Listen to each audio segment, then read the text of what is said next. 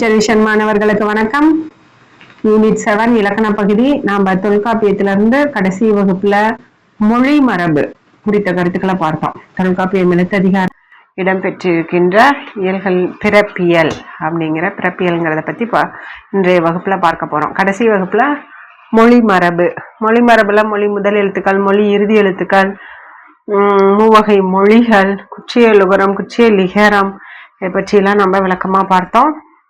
இப்ப பிறப்பியல், தனித்து இயங்கும் ஆற்றல் கொண்ட முதல் எழுத்தோட இயல்புகளை நூன் மரபுல நம்ம பார்த்தோம். நூன் மரபுன்னா எழுத்துக்களை பற்றி, முதல் எழுத்துக்களை பற்றி சொல்லியிருக்கோம். மொழி மரபுன்னா மொழி தனி நின்ற எழுத்துகளும், இந்த முதல் எழுத்துக்கள் தனித்தனியா இருக்கு இல்லையா, அந்த எழுத்துகளும் அவற்றை சார்ந்து வரும் சார்பு எழுத்துகளும் மொழியில் நிற்கும் தன்மையினதான் மொழி மரபுல பார்த்தோம். இந்த பிறப்பியல் என்ன பார்க்க போறோம்னா, இந்த உயிரெழுத்தும் மெய்யெழுத்தும் பிறக்கிற முறையை விளக்கமா சொல்றதுதான் பிறப்பியல். தொல்காப்பியர் எழுத்துக்களின் உருவாக்கத்தை, அது ஒலிக்கும் முறை என்னென்ன பயன்படுதுன்னா ஒலிப்பான், ஒலிக்கும் இடம், ஒலிப்பு முறை ஆகிய அறிவியல் தன்மையில்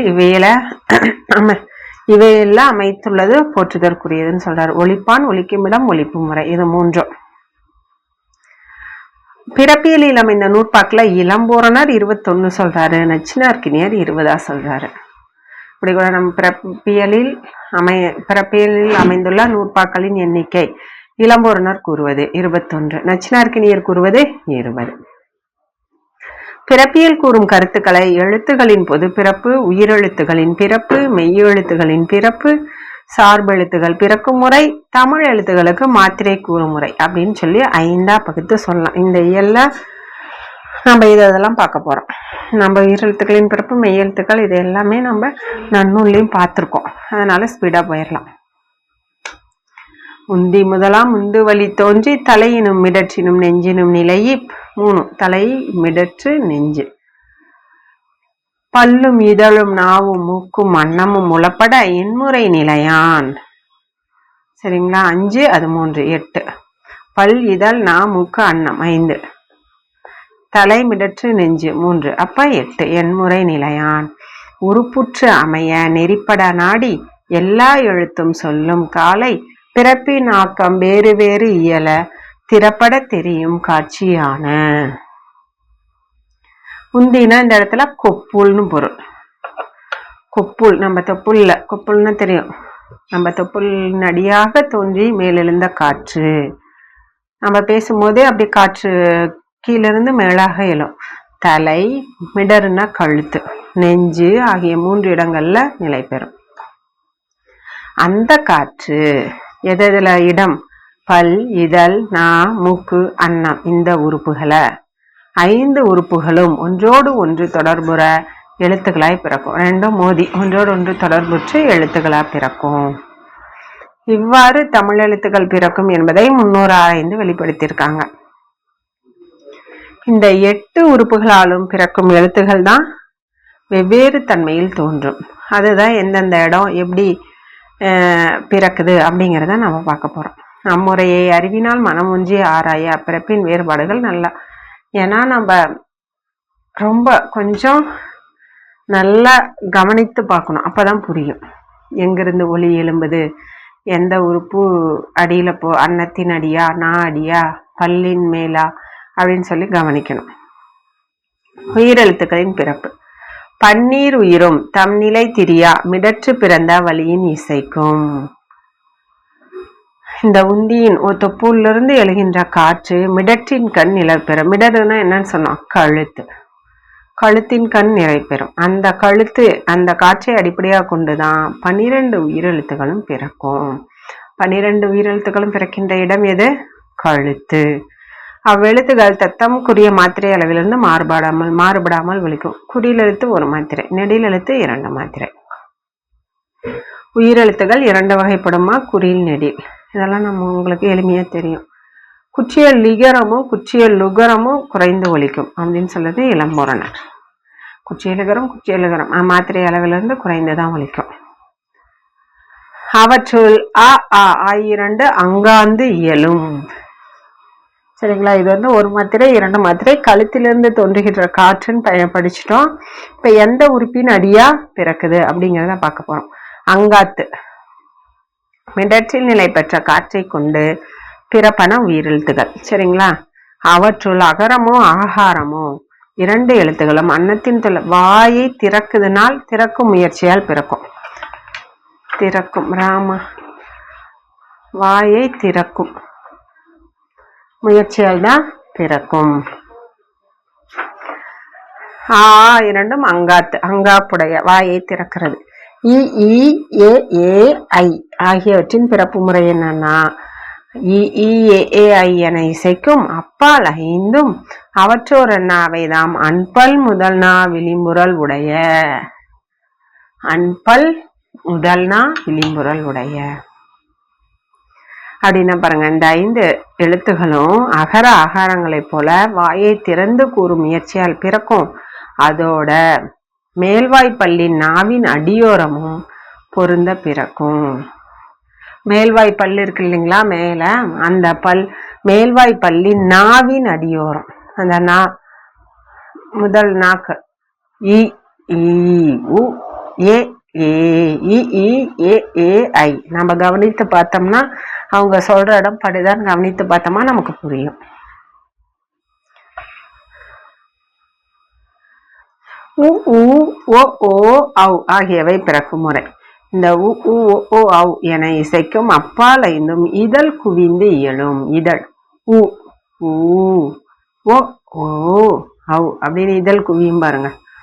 5 இவை இதழை உதட்டை குவித்து கூறுகின்ற முயற்சியால் பிறக்குது. ஒலி வேறுபாடுகளுக்கு சிறப்பு விதி. தத்தம் திரிபே சிறிய என்ப 12 உயிரொலிகளும் 3 வகையா பிறக்கும்.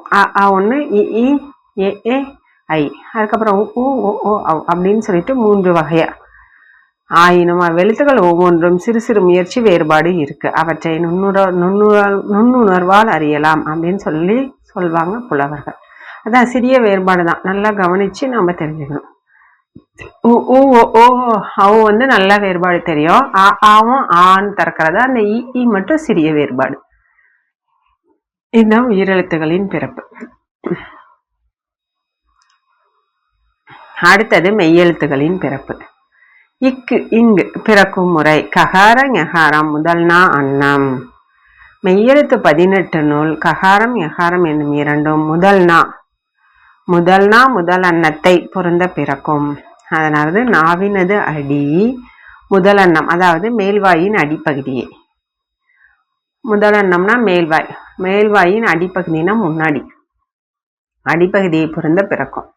இது மட்டும் ஞாபகம். ககார ககாரம் முதல் நா அன்னம். சகார ஞகாரம் இடைநா அன்னம். இது இடையில. சகாரமும் ஞகாரமும் இடைநாவும் இடை அன்னமும் பொருந்த பிறக்கும். டானா டகார நகாரம் நுனினா அன்னம். நுனி அப்ப முதல் நானா எது? அடியில நாவினோட அந்த சிறுநாக்கெல்லாம் சேருது இல்ல, அந்த இடம் தான் முதல் நா. இது இடைநா, இதுதான் நுனினா. டகார நகாரம் நாவின் நுனி அன்னத்தின் நுனிப்பகுதியை பொருந்த டகார நகாரம் என்னும் 2ம் பிறக்கும். இக்கு முதல் இன்னு வரை 6 எழுத்துகள் 3 வகையாக பிரித்தால். இந்த 6 எழுத்துகளும் கங்க சங்க டன்னா, இந்த 6 எழுத்துக்களும் 3 வகையா பிரிக்குது. முதல் நா இடைனா நுனினா. அவ்வாறு எழுத்தும் 3 வகை பிறப்பின. மேல் 6 மெய்யெழுத்துகளின் பிறப்பு முறை தொகுத்து கூறப்பட்டது. முதல் எண்ணம் இடைனா இடையெண்ணம், நுனினா நுனியெண்ணம் அப்படின்னு சொல்லிட்டு பிறக்கும் இடங்கள் 3. 6 இடங்களாக கொள்ளக்கூடாது. 6 இடம் இல்ல, 6 எழுத்து 3 இடம். சரிங்களா? 6 எழுத்து. இந்து பிறக்கும் முறை. அன்னம் நன்னிய பல்முதல் மருங்கின் நானுனி பறந்து மெய்யுற ஒற்ற தாம் இனிது பிறக்கும் தகார நகாரம். சரிங்களா? அன்னத்தை சார்ந்து நிற்பது பல்லினோட அடிப்பகுதி. அன்னம் மேல்வாய் அன்னம் இருக்கு இல்லையா, அதை சார்ந்து நிற்பது அடிப்பகுதி பல்லோட. அவ்விடத்தில் நாவினதி நுனி அகன்று நன்கு அழுந்த பொருந்தும். அப்போது தகார நகாரம் ஆகிய 2ம் பிறக்கும். அப்ப நாவின் நுனி நன்கு அகன்று நன்கு அழுந்த. சரிங்களா? நாவின் நுனி நன்கு அழுந்த பிறக்கிறது தான் எங்க? பல்லினோட அடிப்பகுதிய. த நம்ம அடிப்பகுதி முன்னாடி தான் பாருங்க த அந்த முன்னாடி நம்ம முன்பல் பெரிய பல் 2 பல் இருக்குல்ல அந்த இடத்துல த நன்கு பொருந்த. அடுத்தது இன் அனரி நுனினா அன்னம் ஒற்ற ரக்கான் நக்கான் ஆயிரண்டும் பிறக்கும். நாவினோட நுனி மேல் நோக்கி சென்று அன்னத்தை தொடும். மேல் நோக்கி போய் நாவின் நுனி இன் ரகாரம் நகாரம் ஆகிய எழுத்துக்கள் 2 பிறக்கும். நாவினது நுனி மேல் நோக்கி சென்று அன்னத்தை தொடும்போது ர பிறக்கும். பாருங்க ர இது முன்னாடி, இது கொஞ்சம் இடையில போகுது. மேல் நோக்கி சென்று அன்னத்தை தொடும்போது பிறக்குது. இர் இழ் பிறக்கும் முறை. நுனினா அனரி அன்னம் வருட. சரிங்களா, இது ஒற்றை. இப்படி கூட ஞாபகம் வச்சுக்கலாம். இந்த ஒற்றன் வந்தா இதுல என்ன ரகரம் இருக்கு? வல்லின ரகரம். அப்ப வல்லின ரா நான் நம்ம ஞாபகம் வச்சுக்கலாம். அதேதான் நுனினா அனரி. இது அனரி நுனினா நுனினா அனரி அண்ணா ஒண்ணுதான். அன்னம் வருட அது நன்கு பொருந்த. இது லைட்டா வருட, அவ்வளவுதான். இந்த ராவ இடையின ரகரம் ஞாபகம் வச்சுட்டீங்களா? இந்த ரகார லகாரம் ஞாபகம் வச்சுக்கலாம். நான் அப்படிதான் வச்சேன். நுனினா அனரி அன்னம் வருட, அதுவும் நுனினா அனரி அன்னம் ஒற்ற, அவ்வளவுதான். ரக்கான் ரக்கும் இடையின ரகர லகாரம்க்கும். நாவினது நுனி மேல் நோக்கி சென்று அன்னத்தை தடவும். அதனால் ரகாரம் ழகாரம் ஆகிய 2 எழுத்துக்களையும் தோன்றும். அது நன்கு பொருந்தணும், இது தடவணும், அவ்வளவுதான். அடுத்தது இல் இல் நாவிலிம்பு வீங்கி அன்பல் முதல் உற ஆவையின் அன்னம் ஒற்றவும் வருடவும் லகார லகாரம் ஆகிய 2 பிறக்கும். நாவினோட ஓரம் தடித்து மேற்பல்லின் அடியை தொட லகாரம் பிறக்கும். அதனை வருட லகாரம் பிறக்கும். அதுதான் ஒற்றவும் வருடவும். தொட வருட 2. நாவினது ஓரம் தடித்து மேற்பல்லின் அடியை தொட லகாரம் வருட லகாரம் பிறக்கும். இதுதான் நம்ம 2 ஞாபகம் வச்சுக்கணும். ஒற்றவும் வருடம்னா மகர லகரமும் பொது லகரமும். சரிங்களா? இப்பிறப்பு முறையை ஒட்டி லேல என்னும் எழுத்துக்கள் தற்காலத்தில் தொடுலகரம் வருடுலகரம்னு வேறுபடுத்தி காட்டப்படுது. தொடுலகரம் வருடுலகரம்னு அதுக்கு பெயர் சொல்றாங்க. இந்த காரணத்தை கொண்டுதான்.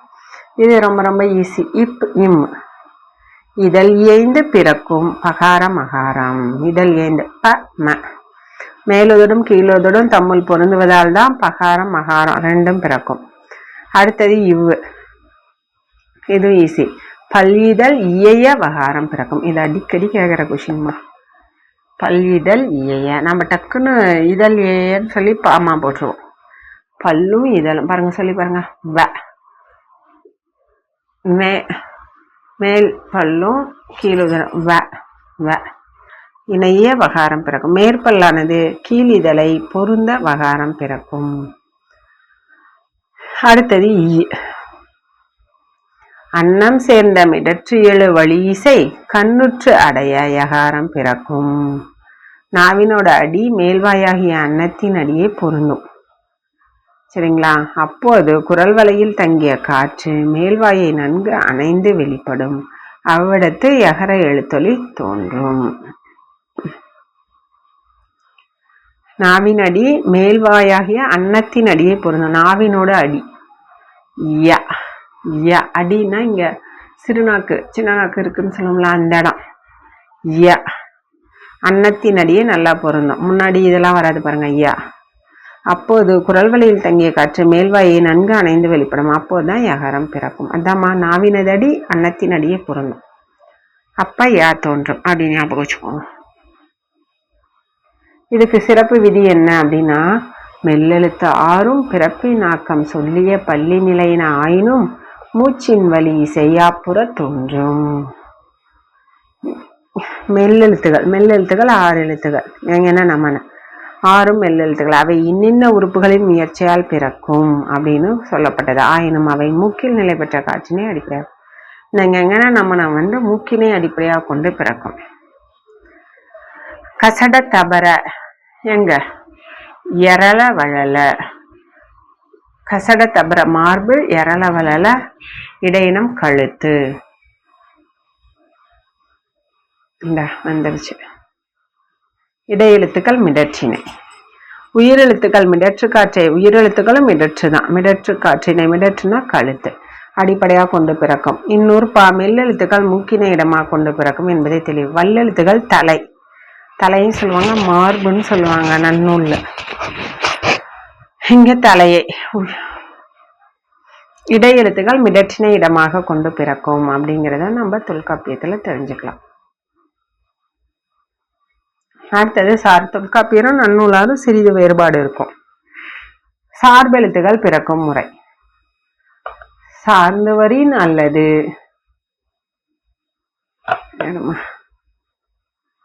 சார்ந்தவரின் அல்லது தமக்கு இயல்பு இல என தேர்ந்து வெளிப்படுத்த ஏனை மூன்றும் தத்தம் சார்பின் பிறப்போடு சிவனி ஒத்த காட்சியில் தம் இயல்பு இயலும். பிற எழுத்துக்களை சாராமல் தாமாக தோன்ற இயலாதவை என ஆராய்ந்து கூறப்பட்டவை சார்பெழுத்துகள். தாமாக தோன்ற இயலாத சார்ந்துதான் வரும் சார்பெழுத்துக்கள். அது குச்சியலுகரம், குச்சியலுகரம், ஆயுதம். தொல்காப்பியர் 3 சார்பெழுத்துக்கள் தான் சொல்லியிருப்பாரு. இம்மூன்றும் தத்த முதலெழுத்துகளுக்குரிய பிறப்பிடத்தையும் முயற்சியும் தமக்கு உரியனவாக கொண்டு பிறக்கும் முதலெழுத்துகள். இப்ப குச்சிய லிகரம், லீனாவே என்னது? இகரத்தை போல பிறக்கும். ஐ 5 எழுத்துக்களும் பிறக்கிற இடம் பார்த்தோம். அந்த மாதிரி குச்சிய லுகரம், ஞாபகம் வச்சுக்கோங்க. அந்த லகரத்தை வச்சு உகரத்தை போல பிறக்கும். சரிங்களா? உகரத்தை போல பிறக்கும். ஆயுதம். இது முதலெழுத்து இன்றி தனியொலியாய் பிறக்கும் இயல்புடையது. ஆயுத எழுத்து நிலை பெற்ற காற்றை கொண்டு பிறக்கும். காற்றை கொண்டுதான் பிறக்கும் அப்படின்னு இளம்பூரணர் சொல்றாரு. நெஞ்சில் நிலை பெற்ற காற்றை இடமாக கொண்டு பிறக்கும்னு நச்சினார்க்கனியர் சொல்றாரு. காற்றை இடமாக கொண்டு பிறக்கும் நச்சினார்க்கனியரும் காற்றை கொண்டு பிறக்கும்னு சிறிய வேறுபாடு கொண்டு சொல்றாங்க. மாத்திரை கூறும் முறை. எல்லா எழுத்தும் வெளிப்பட கிளந்து சொல்லிய பள்ளி எழுதரு வழியின் பிறப்போடு விடுவழி உணர்ச்சி வாரத்து அகத்து எழு வழி இசை அறிந்தப நாடி அளபிற்கோடல் அந்தனர் மறைந்தே. எல்லா எழுத்துகளும் முன்பு கூறிய முறைப்படி 3 இடங்கள்ல தங்கிய காற்றை கொண்டு 5 உறுப்புகளோட முயற்சியால், சரிங்களா, சொல்லிய பழு எழுதரு வளையின் 5 உறுப்புகளோட முயற்சியால் பாருங்க கொடுத்துருக்காங்க. உரிய வாசைகளாக வெளிப்பட்டு தோன்றும். கொப்பூல் அடியாக தோன்றும் அக்குறுப்பு உள்ளுறுப்புகளில் தங்கி சுழன்று எழும். வாசைக்குரிய மாத்திரை அளவுகளை குற்றமற ஆராய்ந்து கூறும் முறை அந்தணர்களின் வேதத்துல இடம்பெற்றிருக்கு. தொல்காப்பியர் காட்டும் மாத்திரை முறை. அஃது இவன் நுவலாது எழுந்து புறத்து இசைக்கும் மெய்தெரி வழி இசை அளவு நுவன் ரிசினே. அந்தணர் வேதத்தில் கூறும் முறை இங்கு எடுத்துரைக்கப்படவில்லை. இவ்வியலில் வாயிலிருந்து வெளிப்பட்டும் பிறருக்கு புலப்படும்படியாக தோன்றும் தமிழ் எழுத்தொழிகளுக்கே பிறப்பிலக்கணத்தையும் அவற்றிற்குரிய மாத்திரை அளவுகளையும் கூறியுள்ளேன். மாத்திரை அளவு பார்க்கலாம். வடநூலார் அகத்தில் உண்டாகும் உருவமற்ற எழுத்தொழிகளை சூக்குமை, அதாவது பை சந்தி மத்திமை என 3ஆக பாகுபடுத்துறாங்க வடநூலார். இவற்றுள் சூக்குமை பைசந்தி என்பன பொருளற்ற ஓசைகளாய் நிற்கும். சூக்குமை வாக்கு மூலாதாரத்தை இடமாக கொண்டு அறிவின் வடிவமாக நிற்கும் அப்படின்னு சொல்லிட்டு வடநூலாருக்கு விளக்கம் கொடுக்குறாங்க. பைசந்தி உந்தியில் உயிர்காட்சியின் வடிவாய் இருக்கும். மத்திமை வாக்கு நெஞ்சையும் கண்டத்தையும் இடமாக கொண்டு, கண்டம்னா கழுத்து, நெஞ்சையும் கண்டத்தையும் எழுத்தோசை வெளிப்படுத்தாமல் உள்ளறிவு வடிவாய் இருக்கும். தன் செவிக்கும் பிறர் செவிக்கும் ஓசை புலனாகும் வண்ணம் எழுத்தொழியாய் பிறப்பதை வடநூலார் வைகரி அப்படிங்கிற பெயரால சுற்றாங்க. இத்தன்மை கொண்ட எழுத்தொழிகளுக்கே தொல்காப்பியர் முதலாக தமிழ் இலக்கண ஆசிரியர்கள் பிறப்பிலக்கணத்தையும் மாத்திரை அளவினையும் கூறுகின்றனர் அப்படிங்கிறத நம்ம தெரிஞ்சுக்கணும். எழுத்துக்களை பிழையற உச்சரிக்கணும். சரியா? சிறிய வேறுபாடு தான் இருக்கும். மெய்யெழுத்துக்கள் உயிரெழுத்துக்கள் இது எல்லாமே சிறிய வேறுபாடு தான். மெய்யெழுத்துக்களையும் உயிரெழுத்துக்களையும் கொண்டு பிறக்கிறது தான் உயிர் மெய் எழுத்துக்கள். எழுத்துக்கள் நுட்பமான ஒளி வேறுபாடு தான். அவற்றை முறையாக தெரிந்து கொண்டால் பொருட்பிழையின்றி நம்மளால ஒழிக்க முடியும்.